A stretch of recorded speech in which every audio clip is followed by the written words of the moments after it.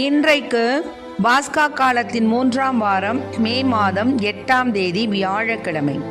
இன்று தேவன் நமக்கு தரும் ஜீவ நீர் ஊற்றான இறை வார்த்தைகள் புனித யோவான் எழுதிய நற்செய்தி இயல் 6 இறை வார்த்தைகள் 44 51 முடிய. அக்காலத்தில் இயேசு யூதர்களை பார்த்து கூறியது, என்னை அனுப்பிய தந்தை ஈர்த்தால் ஒழிய எவரும் என்னிடம் வர இயலாது. என்னிடம் வருபவரை நானும் இறுதி நாளில் உயிர்த்தெழச் செய்வேன். கடவுள்தாமே அனைவருக்கும் கற்றுத்தருவார் என இறைவாக்கு நூல்களில் எழுதியுள்ளது. தந்தைக்கு செவிசாய்த்து அவரிடமிருந்து கற்றுக்கொண்ட அனைவரும் என்னிடம் வருவர். கடவுள்தாமே கற்றுத்தருவார் என்பதிலிருந்து தந்தையை எவராது கண்டுள்ளார் என்று பொருள் கொள்ளக்கூடாது. கடவுளிடமிருந்து வந்துள்ளவர் மட்டுமே கடவுளை கண்டுள்ளார். உறுதியாக உங்களுக்கு சொல்கிறேன், என்னை நம்புவோர் நிலைவாழ்வை கொண்டுள்ளனர். வாழ்வு தரும் உணவு நானே. உங்கள் முன்னோர் பாலை நிலத்தில் மன்னாவை உண்டபோதிலும் இறந்தனர். உண்பவரை இரவாமல் இருக்கச் செய்யும் உணவு விண்ணகத்திலிருந்து இறங்கி வந்த இந்த உணவே. விண்ணகத்திலிருந்து இறங்கி வந்த வாழ்வு தரும் உணவு நானே. இந்த உணவை எவராவது உண்டால் அவர் என்றுமே வாழ்வார். எனது சதையை உணவாக கொடுக்கிறேன். அதை உலகு வாழ்வதற்காகவே கொடுக்கிறேன். ஆண்டவரின் அருள்வாக்கு. கிறிஸ்துவே மக்கு புகழ். இன்றைக்கு நம் தேவன் தரும் ஜீவ நீர் ஊற்றான இறை வார்த்தைகளை கேட்டோம். அதாவது விண்ணகத்திலிருந்து இறங்கி வந்த வாழ்வு தரும் உணவு நான் தான் அப்படிங்கிறார் ஆண்டவர். என்னை அனுப்பிய தந்தை ஈர்த்தால் ஒழிய எவரே என்னிடம் வர இயலாது. என்னிடம் வருபவரை நானும் இறுதி நாளில் உயிர்த்தெழச் செய்வேன். ஆக தந்தை ஈர்த்தால் ஒழிய எவரும் என்னிடம் வர இயலாது அப்படிங்கிற ஏசப்பாவுடைய சொற்கள் என்ன நமக்கு பொருள் தருதுன்னா, அது அருள்வாழ்வின் மறைபொருளை நமக்கு எடுத்து சொல்லுது. அதாவது தேவன் மீது நாம் நம்பிக்கை உடையவர்களாகவும் தெய்வ பயம் உடையவர்களாகவும் நம்முடைய வேண்டுதல் இவை எல்லாவற்றுமே நம்ம முயற்சியால் வருவது அல்ல. மாறாக எப்படி வருது? இறைவன் அவருடைய இரக்க பெருக்கம் என்ற வேலிக்குள் வைத்து நம்மை மூடி மறைத்து பாதுகாத்து கொள்வதினால் வரக்கூடிய கொடை தான் இது. சில நேரங்களில் இறை வழிபாடு செய்ய, வழிபாடுகளில் கலந்து கொள்ள, இறை வார்த்தை வாசிக்க நமக்கு ரொம்ப சோம்பேறியாக இருப்போம். அப்படி ஏற்படும்போது இந்த உண்மையை நாம் மனதில் கொள்ள வேணும். என்னன்னா, கடவுள் நமக்கு ஆர்வம் தந்தால் ஒழிய நம்மளால் ஒன்றுமே செய்ய முடியாது. நாம எவற்றையும் செய்ய இயலாது. இந்த மாபெரும் ஞானத்தை நாம் உணர்ந்து கொண்டால் நாம் இறைவனுக்கு ஏற்புடைய பிள்ளைகளாக வாழ்வோம். ஏன்னா நம்முடைய வேண்டுதல்கள், நம்முடைய விண்ணப்பங்கள், நம்முடைய மன்றாட்டுகள் எல்லாமே தேவன் நமக்கு தரக்கூடிய போனஸ், தேவன் நமக்கு தரக்கூடிய ஆசீர்வாதம். அந்த ஆசீர்வாதம் இல்லைன்னா நம்மளால் ஒன்றுமே செய்ய முடியாது. அதனால தான் இப்போது தந்தை ஈர்த்தால் ஒழிய நாம் தந்தைகிட்ட போக முடியாது அப்படின்னு சொல்கிறாங்க. ஆகவே நாம் இறைவனுடைய அந்த ஈர்ப்பு, இறைவனுடைய அந்த நம்ம சில நேரம் பார்த்தோம்னா சில வார்த்தைகள் நம்ம பைபிளில் படிக்கும்போது இல்லை நம்ம இருக்கும்போதே சில நம்மளை உணர்த்துவார் ஆண்டவர். அந்த உணர்த்துதல்ங்கிறது யார் மூலியமாக வருதுன்னா இறைவன் மூலியமாக தான் நமக்கு வருது. அதை நம்ம சட்டை பண்ணக்கூடாது. அதை நம்ம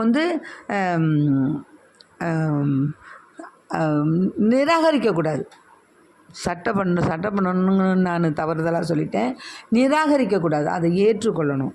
ஏசப்பா தான் நம்மளுக்கு அத்தகைய அந்த ஞானத்தின் ஆவியை நமக்கு கொடுக்குறார், தூய ஆவியானவர். அதனால் நாம் என்ன செய்யணும்? தூய ஆவியார் பிலிப்பிடம், நீ அந்த தேரை நெருங்கி சென்று அதனோடு கூட போன்னு சொல்கிறார். பிலிப்பு ஓடுறாரு. அப்போது ஏசையாவின் நிறைவாக்கு நூலை வாசிப்பதை கேட்டு, நீங்கள் வாசிக்கிற பொருள் உனக்கு தெரியுதான்னு கேட்குறாரு. அதற்கு அவர் சொல்கிறாரு, யாராவது எனக்கு விலைக்கு கூறினா தானே எனக்கு தெரியும் அப்படின்னு இந்த அரசு அலுவலர் சொல்கிறார். அப்போ என்ன செய்கிறாரு பிலிப்பு? அவர் வாசித்து கொண்ட மறைநூல் பகுதியை பின்வருமாறு: அடிப்பதற்கு இழுத்து செல்லப்பட்ட ஆட்டுக்குட்டி போலும் ரோமம் கத்திரிப்போன் முன்னிலையில் கத்தாத செம்மறி போலும் அவர் தம் வாயை திறவாதிருந்தார். தாழ்வுற்ற நிலையில் அவருக்கு நீதி வழங்கப்படவில்லை. அவருடைய தலைமுறை பற்றி எடுத்துரைப்பவன் யார்? ஏனெனில் அவருடைய உயிர்தான் எடுக்கப்பட்டு விட்டதே. அவர் பிலிப்பிடம் இறைவாக்கினர் யாரை குறித்து இதை சொல்கிறாரு அப்படின்னு கேட்குறார். அப்போ பிலிப்பு சொல்கிறாரு, மறைநூல் பகுதியிலிருந்து தொடங்கி இயேசுவை பற்றிய நற்செய்தியை அவருக்கு அறிவித்தார். அப்போ அவர் போயிட்டே இருக்கும்போது தண்ணீர் இருந்த இடத்துக்கு போய், நான் திருமுழுக்கு பெற ஏதாவது தடை இருக்குதான்னு கேட்குறார். நீர் முழு உள்ளத்தோடு நம்பினால் தடை இல்லைன்னு பிலிப்பு சொல்கிறார். உடனே அவர் என்ன பண்ணுறாரு, இயேசு கிறிஸ்து இறைமகன் என்று நம்புகிறேன் அப்படின்னு தேரை நிறுத்த சொல்லி 2 பேரும் தண்ணீருக்குள் இறங்கினாங்க. பிலிப்பு அவருக்கு திருமுழுக்கு கொடுத்து தண்ணீரிலிருந்து வெளியேறின உடனே ஆண்டவருடைய ஆவியானவர் பிலிப்புவை எடுத்து சென்று விட்டார். அமைச்சர் அதன்பின் அவரை காணலை. அவர் மகிழ்ச்சியோடு தம் வழியே சென்றார். பின்பு பிலிப்பு ஆசோத்து என்னும் இடத்தில் காணப்பட்டார். செசரியா போய் சேரும் வரை அவர் சென்ற நகரங்களிலெல்லாம் நற்செய்தி அறிவித்தார். ஆகவே அன்பு பிள்ளைகளை, பார்த்தீங்களா, இந்த எத்தியோப்பிய அரசு அலுவலருக்கு இறைவன் கொடுத்த அருள் இது. ஆக அவரை இந்த எசையாவினுடைய இறைவாக்கு நூலை படிச்சுக்கிட்டு போனதை அவருக்கு அர்த்தம் புரியல. பிலிப்பை வச்சு அவருக்கு அர்த்தம் பண்ணி அவர் திருமுழுக்கு பெற ஏதாவது தடை இருக்குதானா, நீர் முழு உள்ளத்தோடு நம்பினால் தடை இல்லைங்கிறார். பாருங்கள். ஆக இதெல்லாம் இதான் தெய்வ அனுகிரகம்.